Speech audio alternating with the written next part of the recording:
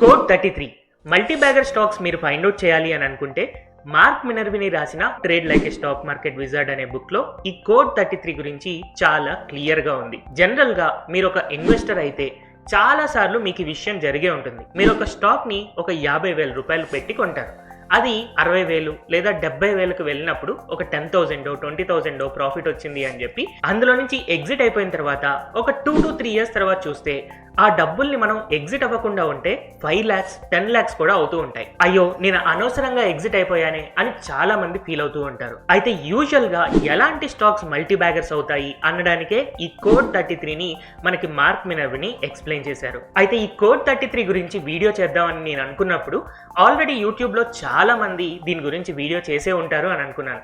But to my surprise నేను ఎప్పుడైతే YouTube open చేసి కోడ్ 33 అని సెర్చ్ చేశానో కేవలం ఒక్క CFA మాత్రమే దాని గురించి ఒక చిన్న ప్రెజెంటేషన్ వీడియో చేశారు. సో నాకు అప్పుడే అర్థమైంది మనలాంటి జనరల్ రిటైలర్స్ కోసం మార్క్ మినర్విని రాసిన బుక్ లో చాలా ఇంపార్టెంట్ పాయింట్ అయిన ఈ కోడ్ 33 ఇంకా చాలా మందికి రీచ్ కాలేదు. అందుకే ఈ సింపుల్ అండ్ ఎక్స్ట్రాడినరీ టెక్నిక్ గురించి మనం ఇప్పుడు డీటెయిల్డ్ గా నేర్చుకుందాం. ఇందులో పెద్ద మ్యాజికల్ ఫార్ములా కానీ డేంజరస్ సీక్రెట్ కానీ ఏమీ లేదు. జస్ట్ ఇది ఒక కాంబినేషన్ ఆఫ్ 3 సింపుల్ పాయింట్స్. ఈ 3 సింపుల్ పాయింట్స్ లో ఫస్ట్ సింపుల్ పాయింట్ రెవెన్యూ అంటే సింపుల్ గా మనం సేల్స్ అంటాం కదా. ఒక బిజినెస్ కి సేల్స్ అనేది ఊపిరి లాంటిది. ఒకవేళ సేల్స్ ఆగిపోతే బిజినెస్ అనేది కొలాప్స్ అయిపోతుంది. అలా కాకుండా సేల్స్ గనక ర్యాపిడ్ గా పెరుగుతున్నాయి అని అంటే ఆబ్వియస్ గా ఆ బిజినెస్ మల్టీ బ్యాగర్ అవుతుంది. అయితే ఇక్కడ సేల్స్ రెండిటి వల్ల పెరగచ్చు. ఒకటి ఆ కంపెనీ యొక్క ప్రొడక్ట్స్ ప్రైజెస్ పెరగడం వల్ల పెరగచ్చు, లేదా రెండోది ప్రొడక్ట్స్ వాల్యూమ్ పెరగడం వల్ల పెరగచ్చు. అయితే ఒక క్వార్టర్ లో ఒక కంపెనీ యొక్క సేల్స్ అనేది ఆ కంపెనీ ప్రొడక్ట్స్ ప్రైజెస్ వల్ల పెరగడం స్టార్ట్ అయితే అలాంటి కంపెనీస్ ని మార్క్ మినర్విని పట్టించుకోవద్దు అని చెప్తూ ఉంటారు. ఎందుకంటే ఈ క్వార్టర్లో ప్రైజెస్ పెరిగాయి సరే, బట్ నెక్స్ట్ క్వార్టర్లో దాని తర్వాత క్వార్టర్లో మళ్ళీ కంటిన్యూస్ గా ప్రైజెస్ పెంచగలుగుతారా? జనరల్ గా ఆ బిజినెసెస్ పెంచలేవు. అందుకనే ప్రైస్ పెరగడం ద్వారా ఏవైతే కంపెనీకి సేల్స్ పెరుగుతాయో అలాంటి కంపెనీల్ని మనం వదిలేసి ఏ కంపెనీలో అయితే వాల్యూమ్ పెరగడం ద్వారా మనకి సేల్స్ పెరుగుతాయో అలాంటి కంపెనీస్ మల్టీ బ్యాగర్స్ అవుతాయి అని ఎక్స్ప్లెయిన్ చేశారు. అయితే ఇక్కడే ఒక మెయిన్ ప్రాబ్లం ఉంది. ఆ ప్రాబ్లం కి సొల్యూషన్ కూడా ఉంది. ఒకప్పుడు ఒక కంపెనీ యొక్క క్వార్టర్లీ రిజల్ట్స్ వస్తే మనకి సేల్స్ పెరిగాయి అన్న విషయం తెలుస్తుంది, కానీ ఆ సేల్స్ పెరగడం అనేది ఆ ప్రొడక్ట్స్ యొక్క ప్రైజెస్ పెరగడం వల్ల వచ్చిందా లేదా వాల్యూమ్ పెరగడం వల్ల వచ్చిందా, ఈ పాయింట్స్ మనకి తెలిసేవి కాదు. కానీ ఇప్పుడు మనకి AI వల్ల ఒక ట్రాన్స్పరెన్సీ క్రియేట్ అయింది. ఇప్పుడు మనం సింపుల్ గా screener.in లోకి వెళ్ళి కిందకి కనుక మనం స్క్రోల్ చేస్తే మనకి డాక్యుమెంట్స్ ఉంటాయి. ఈ డాక్యుమెంట్స్ లో క్వార్టర్లీ రిపోర్ట్స్ ని, కాన్ కాల్స్ ని అండ్ అలాగే ఇన్వెస్టర్ ప్రెజెంటేషన్ ని, ఈ మూడింటిని మనం డౌన్లోడ్ చేసుకుని దాన్ని ChatGPT కానీ క్లాడ్ కానీ జెమినీలో కానీ మనం అప్లోడ్ చేసి సింపుల్ గా ఈ క్వశ్చన్ అడగచ్చు. ఈ క్వార్టర్లో సేల్స్ అనేవి పెరిగాయి, అవి ప్రైజెస్ పెరగడం వల్ల పెరిగాయా లేదా వాల్యూమ్ పెరగడం వల్ల పెరిగాయా? ఎప్పుడైతే మీరు ఈ క్వశ్చన్ అడుగుతారో మీకు కావాల్సిన ఆన్సర్ చాలా సింపుల్ గా దొరికేస్తుంది. వాల్యూమ్ ద్వారా పెరిగింది అన్న ఆన్సర్ కనుక మనకు వచ్చింది అని అంటే మన ఫస్ట్ స్టెప్ లో ఈ కంపెనీ క్వాలిఫై అయింది అని అర్థం. సో వన్స్ మన ఫస్ట్ స్టెప్ లో ఒక కంపెనీ యొక్క సేల్స్ పెరిగి అది కూడా వాల్యూమ్ వల్ల పెరిగింది అని అంటే దాన్ని మనం నెక్స్ట్ స్టెప్ కి తీసుకువెళ్తాం. సో సెకండ్ స్టెప్, ఇందులో మనం అబ్జర్వ్ చేయాల్సిన పాయింట్ కంపెనీ యొక్క ప్రాఫిట్ మార్జిన్ పెరగాలి. ఒక కంపెనీ యొక్క సేల్స్ పెరుగుతున్నాయి అంటే వాల్యూమ్ ద్వారా ఆ కంపెనీ యొక్క సేల్స్ పెరుగుతున్నాయి కాబట్టి ఇలాంటి కంపెనీల్ని 2 కేటగిరీస్ లోకి డివైడ్ చేయొచ్చు. ఒకటి లో ఎక్స్పీరియన్స్ కంపెనీ, రెండోది హై ఎక్స్పీరియన్స్ కంపెనీ. లో ఎక్స్పీరియన్స్ కంపెనీకి యూజువల్ గా లో డిస్ట్రిబ్యూటర్స్ ఉంటారు. ఎక్కువ మంది డిస్ట్రిబ్యూటర్స్ ని అపాయింట్ చేసుకోవడం ద్వారా ఆ కంపెనీ యొక్క వాల్యూమ్స్ పెరుగుతున్నాయి అని అంటే యూజువల్ గా వాళ్ళ ఎక్స్పెన్సెస్ కూడా పెరుగుతాయి. ఎప్పుడైతే ఒక కంపెనీ యొక్క ఎక్స్పెన్సెస్ పెరుగుతున్నాయో ప్రాఫిట్ మార్జిన్స్ అనేవి కాన్స్టెంట్ గా ఉంటాయి. వేరాస్ హై ఎక్స్పీరియన్స్డ్ కంపెనీస్ గనక మనం అబ్జర్వ్ చేస్తే వీళ్ళ యొక్క డిస్ట్రిబ్యూటర్స్ లో చాలా పెద్ద గ్రోత్ అయితే ఉండకపోవచ్చు. అందువల్ల వీళ్ళ ఎక్స్పెన్సెస్ పెద్దగా పెరగవు. దీనివల్ల ఆ కంపెనీ యొక్క ప్రాఫిట్స్ పెరుగుతాయి అండ్ ప్రాఫిట్ మార్జిన్స్ కూడా పెరుగుతాయి. అయితే ఇప్పుడు ఈ స్టేజ్ లో మనకు కావాల్సింది ఏంటి? ప్రాఫిట్ మార్జిన్ పెరిగే కంపెనీస్, అంటే సింపుల్ గా హై ఎక్స్పీరియన్స్డ్ కంపెనీలు మనకు కావాలి. సో ఈ సెకండ్ స్టెప్ లో క్వాలిఫై అవ్వడం కోసం ప్రాఫిట్ మార్జిన్స్ ఏవైతే కంపెనీస్ కి పెరిగాయో వాటిని మనం సెలెక్ట్ చేసుకుంటాం. అండ్ ఇప్పుడు ఫైనల్ గా మన థర్డ్ స్టెప్. ఈ థర్డ్ స్టెప్ లో అందరికీ తెలిసిన చాలా సింపుల్ పాయింట్, ప్రాఫిట్స్ పెరగాలి. అయితే ప్రాఫిట్స్ పెరుగుతున్నప్పుడు కొన్నిసార్లు షేర్స్ ని అమ్మడం ద్వారా, బైబ్యాక్స్ ద్వారా, లేదా అసెట్స్ అమ్మడం, లేదా కొత్త డెట్ తీసుకురావడం, ఇలాంటి వాటి వల్ల కూడా మనకి ప్రాఫిట్స్ అనేది ఇన్ఫ్లేట్ చేస్తూ ఉంటారు. అందుకోసమని మనం నార్మల్ గా నెట్ ప్రాఫిట్ ని కాకుండా ఎర్నింగ్ పర్ షేర్ ని చూడాలి. సో ఈ ఈపీఎస్ ని గనక మనం అబ్జర్వ్ చేసినప్పుడు ఈ ఈపీఎస్ అనేది యాక్సిలరేటింగ్ లాగా ఉండాలి. అంటే ఏంటంటే ఇప్పుడు మనం ఒక బైక్ డ్రైవ్ చేస్తుంటే ఎప్పుడైతే యాక్సిలరేటర్ ని ఇలా కొంచెం రైజ్ చేస్తామో ఆబ్వియస్ గా ఏం జరుగుతుంది, వెహికల్ అనేది అప్పటిదాకా ఉన్న స్పీడ్ కంటే ఇంకా ఫాస్ట్ గా మూవ్ అవుతుంది. అలాగే ఆ బిజినెస్ యొక్క ఎర్నింగ్ పర్ షేర్ ని మనం క్వార్టర్ బై క్వార్టర్ గనక చూస్తున్నాము అని అంటే కొన్ని క్వార్టర్స్ పాటు కాన్స్టెంట్ గా ఉండాలి, అంటే ఒక స్పీడ్ లో ఉండాలి.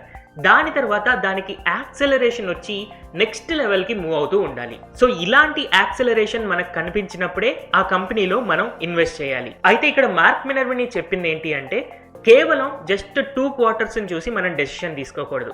అట్లీస్ట్ 4 క్వార్టర్స్ పాటు మనకి యాక్సిలరేషన్ అనేది క్లియర్ గా కనిపించాలి. తర్వాత 4th క్వార్టర్లోనే మనం ఎంటర్ అవ్వాలి. ఈ సింపుల్ సెటప్ 1, 2, 3 పాయింట్స్, రెవెన్యూ పెరుగుతూ దాంతో పాటు కంపెనీ యొక్క ప్రాఫిట్ మార్జిన్స్ పెరుగుతూ అండ్ అలాగే ఆ కంపెనీ యొక్క ఎర్నింగ్ పర్ షేర్ యాక్సిలరేటింగ్ లాగా కనిపించింది అని అంటే అలాంటి స్టాక్స్ మల్టీ బ్యాగర్స్ అవుతాయి అని చెప్పి మార్క్ మినర్విని ఎక్స్ప్లెయిన్ చేశాడు.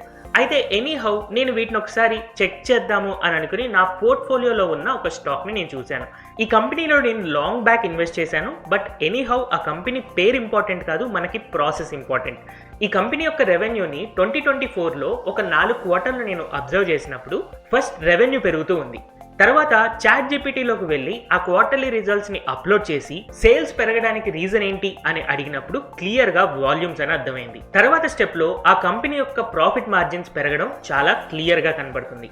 అలాగే కిందకు ఈపీఎస్ ని కనుక మనం అబ్జర్వ్ చేస్తే ఈపీఎస్ యాక్సిలరేషన్ కూడా క్లియర్ గా కనిపిస్తుంది. సో ఈ 3 పాయింట్స్ సాటిస్ఫై అయ్యే టైంకి మార్చ్ 2025 అయింది. మార్చ్ 2025లో 1000 రూపీస్ ఉన్న ఈ కంపెనీ యొక్క షేర్ ప్రైస్ ఈ రోజు దాదాపుగా 3600 దగ్గర ఉంది. సో జస్ట్ 1 ఇయర్ లో 3x బ్యాగర్ అయింది. అయితే సెబీ రూల్స్ ప్రకారం నేను ఈ స్టాక్ డీటెయిల్స్ ని డిస్క్లోజ్ చేయట్లేదు. ఎనీహౌ ఈ స్టాక్ ని ఇప్పుడు కొనడం వల్ల ఎలాంటి ఉపయోగం లేదు, ఎందుకంటే దాని యాక్సిలరేషన్ స్టార్ట్ అయినప్పుడు మనం కొనాలి. ఆ యాక్సిలరేషన్ స్టార్ట్ అనేది మార్చ్ 2025లో అయిందే తప్ప ఇప్పుడు కాదు. ఇప్పుడున్న పాయింట్ ఆఫ్ టైంలో మీరు చేయాల్సింది ఏంటి, ఏ స్టాక్స్లో అయితే లాస్ట్ 4 క్వార్టర్స్ నుంచి రెవెన్యూ పెరుగుతుంది అండ్ వన్స్ రెవెన్యూ పెరిగింది అని తెలిస్తే ఇమ్మీడియట్గా దాన్ని మీరు షార్ట్ లిస్ట్ చేయకండి. ఆ కంపెనీ యొక్క క్వార్టర్లీ రిపోర్ట్స్ని డౌన్లోడ్ చేసుకుని వన్స్ దాన్ని చాట్ జీపీటీలో కానీ క్లౌడ్లో కానీ జెమినీలో కానీ మనం అప్లోడ్ చేసిన తర్వాత సేల్స్ ఎందుకు పెరిగాయి అనేది అడగండి. ప్రైజెస్ పెరగడం వల్ల పెరిగిందా లేదా వాల్యూమ్ వల్ల పెరిగిందా అనేది తెలుసుకోండి. వాల్యూమ్ వల్ల అని మీకు అర్థమైన తర్వాత మాత్రమే నెక్స్ట్ స్టెప్కి ఆ కంపెనీని తీసుకువెళ్ళండి. సో నెక్స్ట్ స్టెప్లో మనం ఆ కంపెనీ యొక్క ప్రాఫిట్ మార్జిన్ అంతకుముందు కొంచెం కాన్స్టెంట్గా ఉంటూ లేకపోతే ఇంప్రూవ్ అవుతున్నట్టుగా మనకు కనిపించాలి. అండ్ ఫైనల్గా ఎర్నింగ్ పర్ షేర్ యాక్సిలరేషన్ కనిపించాలి. ఈ 3 పాయింట్స్ కనిపించినప్పుడు మనకి ఆ స్టాక్ మల్టీ బ్యాగర్ అవ్వడానికి చాలా ఛాన్సెస్ ఉంటాయి. అండ్ సర్ప్రైజింగ్లీ నేను previous multi baggers like Trent కానీ టాటా మోటార్స్ కానీ టాటా ఎలక్సీ కానీ బజాజ్ ఫినాన్స్, ఐషా మోటార్స్ ఇలాంటి స్టాక్స్ అన్నిటిని నేను అబ్జర్వ్ చేసినప్పుడు సేమ్ ఫార్ములా ఆల్రెడీ ఇవి నెంబర్ ఆఫ్ ఇయర్స్ బ్యాక్ కూడా వర్కౌట్ అయింది. ఇప్పుడు రీసెంట్గా 2025 అండ్ 2026లో కూడా వర్కౌట్ అవుతుంది. అయితే ఇవన్నీ కూడా కోడ్ 33 యొక్క పాజిటివ్స్, వేరాజ్ నెగిటివ్స్ కూడా ఉన్నాయి. ఈ నెగిటివ్స్ని మనం యాక్సెప్ట్ చేస్తేనే మనం ఈ ప్రాసెస్ని యూజ్ చేయాలి. సో ఈ నెగిటివ్స్లో ఫస్ట్ ఇంపార్టెంట్ నెగిటివ్ పాయింట్ ఏంటి అంటే మనకి ఈ 4 క్వార్టర్స్లో ఏదైతే కంపెనీ యొక్క రెవెన్యూలు, ప్రాఫిట్ మార్జిన్లు అండ్ అలాగే ప్రాఫిట్లు పెరుగుతాయి కాబట్టి అప్పటికే ఆ స్టాక్ అనేది ఆల్రెడీ ర్యాలీ అయిపోయి ఉంటుంది. మనం ఆ ప్రైస్లో కొనాలి అని అంటే ఖచ్చితంగా ధైర్యం చేయాలి. ఒక స్టాక్ అంతకు ముందు 100-120 రూపీస్ రేంజ్లో మూవ్ అవుతూ ఉండేది. యూజువల్గా ఇలాంటి ర్యాలీ స్టార్ట్ అవ్వడానికంటే ముందు ఆ 100 నుంచి ఆ స్టాక్ 60 లేదా 50 రూపీస్ దాకా పడిపోయి తర్వాత రికవరీ వచ్చి మళ్ళీ న్యూ హైస్ ఫామ్ అవుతూ 150 లెవెల్స్ 200 లెవెల్స్కి వెళ్తుంది. జనరల్గా మనం ఈ కోడ్ 33ని యూజ్ చేసి స్టాక్స్ని ఐడెంటిఫై చేసేసరికి ఆ స్టాక్ అంతకుముందు 100 రూపీస్ రేంజ్లో ఉన్నది ఇప్పుడు 200లో కనపడుతుంది. దాదాపు డబల్ అయినట్టుగా మనకు కనపడుతుంది. ఎస్, ఇది రియాలిటీ. జనరల్గా మనం స్టాక్స్ని డబల్ అయిన తర్వాత కొనాల్సి వస్తుంది. ఎందుకు ఇలా జరుగుతుందో మీకు అర్థం అవ్వాలి. అదేంటంటే ప్రతి కంపెనీని చాలా క్లోజ్గా అనాలిసిస్ చేసే, రీసెర్చ్ చేసే వాళ్ళు చాలా మంది ఉంటూనే ఉంటారు. అండ్ ఎస్పెషల్లీ వీళ్ళు foreign institutional investors, domestic institutional investors and professional investors ఉంటారు. వీళ్ళు in detailed research, deep research చేసి ఈ కంపెనీని ముందుగానే ఐడెంటిఫై చేశారు. అందుకనే వీళ్ళు ముందుగానే ఆ స్టాక్స్ లో ఆల్రెడీ అక్యుములేషన్ చేసుకునే ఉంటారు. మనం ఈ కోడ్ 33ని యూజ్ చేస్తున్నప్పుడు ఖచ్చితంగా లేట్ ఎంట్రీ ఇస్తాం. బట్ ఎనీహౌ మనం లేట్ ఎంట్రీ ఇచ్చినా కూడా ఈ స్టాక్ లో మనకి మల్టీ బ్యాగర్ అవ్వడానికి చాలా ఎక్కువ ఛాన్సెస్ ఉంటాయి. ఇక్కడ మనకు కావాల్సిందల్లా కేవలం గట్స్. అండ్ ఇలాంటి సింపుల్ ఫార్ములా వర్కౌట్ అవ్వాలి అనంటే మనకి ఇంకొన్ని విషయాలు తెలియాలి. ఒకవేళ ఆ కంపెనీ కేవలం ఆ పర్టికులర్ ఇయర్లో మాత్రమే ప్రాఫిట్ మేకింగ్ గా మారచ్చు. ఫర్ ఎగ్జాంపుల్ కోవిడ్ టైంలో ఒక ఫార్మా కంపెనీని తీసుకోండి. కేవలం కోవిడ్ ఉన్నప్పుడు మాత్రమే ఫార్మా బిజినెస్లు చాలా గ్రోయింగ్ కంపెనీస్ లాగా అనిపించవచ్చు. అలాగే ఏదైనా ఒక ఇయర్లో హెవీ సమ్మర్ వచ్చినప్పుడు ఏసీ సేల్స్ బాగా పెరిగినట్టు అనిపించి ఏసీ షేర్స్ అన్ని కూడా మనకి అట్రాక్టివ్ గా అనిపించవచ్చు. అందుకనే ఒక కంపెనీ యొక్క revenue, profit margins and EPS పెరిగినప్పుడు బ్లైండ్ గా మనం దాన్ని బై చేయకూడదు. అదేమైనా సైక్లికల్ బిజినెస్ అనేది కూడా చూడాలి. అయితే దీనికి కూడా సింపుల్ సొల్యూషన్ ఇప్పుడు ఏఐతో మనకి దొరుకుతుంది. ఆ కంపెనీ నేమ్ చెప్పి అది గ్రోయింగ్ కంపెనీయా లేదా సైక్లికల్ బిజినెస్ అని చెప్పి ఇప్పుడు మనం తెలుసుకోగలుగుతున్నాం. అందుకనే ఈ కోడ్ 33 గురించి నేర్చుకోవడానికి మీరు రైట్ టైం ఫ్రేమ్ లో ఉన్నారు. చాలా మంది ఏఐని బ్లైండ్ గా యూజ్ చేస్తున్నారు, కానీ లాజికల్ గా మనం యూజ్ చేస్తే దీనివల్ల చాలా బెనిఫిట్స్ ఉంటాయి. ఇప్పుడు మనకి కోడ్ 33 తెలుసు, చాలా సింపుల్ గా ఉంది. రెవెన్యూ పెరగాలి, ప్రాఫిట్ మార్జిన్ పెరగాలి, దాని ద్వారా ఈపీఎస్ యాక్సిలరేషన్ అవుతూ ఉండాలి. బట్ ఇంత సింపుల్ టెక్నిక్ లో మనకి 2 నెగిటివ్స్ ఉన్నాయి కదా. ఒకటి, ఆల్రెడీ ఆ స్టాక్ లో ర్యాలీ అయిపోతుంది. ర్యాలీ అయిన తర్వాత ఒకవేళ అది గనక సైక్లికల్ బిజినెస్ అయితే మనం కొనే ప్రైజే పీక్ ప్రైజ్ అయ్యి అక్కడి నుంచి షార్ప్ గా పడచ్చు. అందుకని ఇప్పుడున్న మన ఏఐ నాలెడ్జ్ తో మనం ఏం చేయొచ్చు అంటే ఆ కంపెనీ అనేది గ్రోయింగ్ బిజినెసా సైక్లికల్ బిజినెసా అనేది మనం తెలుసుకోవాలి. ఇదే గ్రోత్ అనేది కంటిన్యూ అవుతుందా లేదా అని కూడా మనం ఏఐ నుంచి తెలుసుకోవాలి. అయితే దీన్ని తెలుసుకోవడం కోసం ఏఐకి మనం screener.in లో డౌన్లోడ్ చేసిన ఫైల్స్ అన్ని అప్లోడ్ చేసి మేనేజ్మెంట్ ఈ గ్రోత్ కంటిన్యూ అవుతుందని చెప్తుందా లేదా ఇదేమైనా వన్ టైం ప్రాఫిట్ మేకింగ్ ఆపర్చునిటీనా అనేది తెలుసుకోవాలి. కేవలం ఈ గ్రోత్ అనేది కంటిన్యూ అవుతుంది అని మనకి ఈ ఏఐ రిపోర్ట్స్ ని చదివి చెప్పిన తర్వాత మాత్రమే దీన్ని కోడ్ 33లో మనం కనిపెట్టిన ది బెస్ట్ స్టాక్ అనుకొని అందులో ఇన్వెస్ట్ చేయాలి. సో మేబీ నేను 2 to 3 years బ్యాక్ ఈ కోడ్ 33 గురించి వీడియో చేసుంటే ఆబ్వియస్ గా మీరు దీన్ని యూజ్ చేయడం చాలా కష్టమయ్యేది. ఎందుకంటే ఒక business cyclical business growth business కనుక్కోవడం కష్టం. అండ్ అలాగే ఒక కంపెనీకి వచ్చిన రెవెన్యూ అనేది ప్రైజెస్ పెరగడం ద్వారా వచ్చిందా, వాల్యూమ్ పెరగడం ద్వారా వచ్చిందా అని కనుక్కోవడం కూడా కష్టం. అండ్ అలాగే ఒక కంపెనీ యొక్క ప్రాఫిట్ మార్జిన్స్ పెరిగినప్పుడు అది ఎక్స్పీరియన్స్ వల్ల పెరిగిందా లేదా డిస్ట్రిబ్యూటర్స్ పెరగడం వల్ల వచ్చిందా అని కనుక్కోవడం కూడా కష్టం. కాకపోతే ఇవన్నీ ఇప్పుడు మనకి ఏఐతో చాలా సింపుల్ గా పాసిబుల్ అవుతున్నాయి. అందుకనే మీరు ఈ కోడ్ 33ని నేర్చుకోవడానికి యూజ్ చేయడానికి ఇది చాలా చాలా మంచి టైం. కాకపోతే యాజ్ ఎ రిటైల్ ఇన్వెస్టర్ ఇందులో ఉన్న నెగిటివ్ పాయింట్ ని మనం యాక్సెప్ట్ చేసి ఆ రిస్క్ ని తీసుకోవాలి అని అనుకున్నప్పుడే ఈ స్ట్రాటజీని మీరు యూజ్ చేయండి. సో జనరల్ గా నేను చెప్తూనే ఉంటాను, మల్టీ బ్యాగర్ స్టాక్స్ ని కనుక్కోవడం పెద్ద విషయం కాదు, వాటిని ఓపికగా హోల్డ్ చేసుకోవడం చాలా పెద్ద విషయం. సో మీకు ఆ ఓపిక క్రియేట్ అవ్వాలంటే ఆ కంపెనీ మీద మీకు నమ్మకం కలగాలి.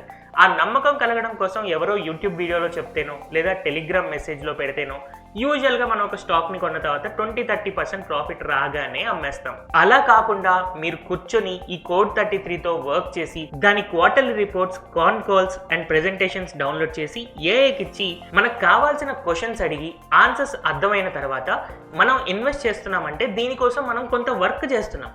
ఆ వర్క్ అనేది మనం ఇన్వెస్ట్ చేసిన 50,000ని కేవలం 60,000, 70,000 దగ్గర ప్రాఫిట్ బుకింగ్ చేసుకోకుండా 5 లక్షలు 10 లక్షలు అయ్యేదాకా హోల్డ్ చేసుకునే పేషెన్సీని ఇస్తుంది. ఒకవేళ మీరు గనక ఏఐని యూజ్ చేస్తూ ఈ డీటెయిల్డ్ అనాలిసిస్ సింపుల్ గా కనుక్కోవాలి అని అనుకుంటే నేను 11th and 12th of July 2026 online లో ఒక 5 hours ఆఫ్ క్లాస్ ని డిజైన్ చేశాను. Saturday 2 hours and Sunday 3 hours. ఈ క్లాస్ లో జాయిన్ అయిన వాళ్ళకి ద మల్టీ బ్యాగర్ ఫార్ములా అని నా యాప్ లో ఉన్న కోర్స్ ఏదైతే ఉందో అది కూడా ఫ్రీగా ఇవ్వడం జరుగుతుంది. అండ్ కేవలం 5 members ని మాత్రమే నేను ఈ క్లాస్ లో తీసుకోవాలి అనుకుంటున్నాను. ఎందుకంటే మీకు వచ్చే డౌట్స్ ని నేను క్లారిఫై చేయాలి అని అంటే ఎక్కువ మంది బ్యాచ్ తీసుకుంటే అందరి డౌట్స్ క్లారిఫై చేయలేము. కేవలం 5 members క్లాస్ లో ఉన్నప్పుడు నేను అందరికీ యాక్సెసిబుల్ గా ఉండగలుగుతాను. సో ఒకవేళ మీరు ఈ ఏఐ క్లాస్ గురించి తెలుసుకోవాలి అని అనుకుంటే స్క్రీన్ మీద కనపడుతున్న నా వాట్సాప్ నెంబర్ కి మెసేజ్ చేయొచ్చు.